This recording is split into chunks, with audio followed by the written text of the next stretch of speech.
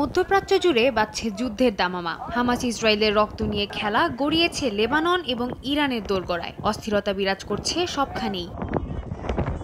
ইসরায়েলে ইরানের ক্ষেপণাস্ত্র হামলায় আবারও যুদ্ধের মোড় ঘুরে গেছে। তবে এই হামলাকে আত্মরক্ষামূলক বলে আখ্যা দিয়েছেন জাতিসংঘে ইরানের রাষ্ট্রদূত আমির সাইয়েদ ইরাভানি। এ সময় তিনি বলেন, ইরানে একের পর এক হামলা চালানো ছাড়াও হামাস নেতা হানিয়া এবং লেবাননে ইরানের সামরিক বাহিনীর উপদেষ্টাকে হত্যার মাধ্যমে ইরানের সার্বভৌমত্বে আঘাত হেনেছে ইসরায়েল। তাই মাতৃভূমির মান এবং দেশবাসীর জীবন রক্ষার্থে এই হামলা জরুরি ছিল। তবে ইরানের এই দাবি মানতে নারাজ যুক্তরাষ্ট্র, বরং ইরানের উপর আরও নিষেধাজ্ঞা আরোপের হুঁশিয়ারি দিয়েছে দেশটি।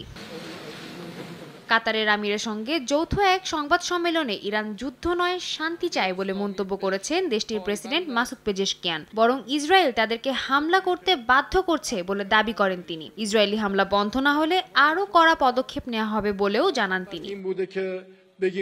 তবে থেমে নেই ইসরায়েলও। ইরানের করা হামলার পাল্টা জবাব দেওয়ার হুঁশিয়ারি দিয়েছেন দেশটির সামরিক বাহিনীর প্রধান। এক ভিডিও বার্তায় তিনি বলেন, ইরানের বিরুদ্ধে পাল্টা হামলা মধ্যপ্রাচ্যের যে কোনো জায়গায় হতে পারে। মধ্যপ্রাচ্যের যে কোনো জায়গায় হামলার যোগ্যতা ইসরায়েল রাখে, এমনটি খুব দ্রুত প্রমাণ করার কথা জানান তিনি।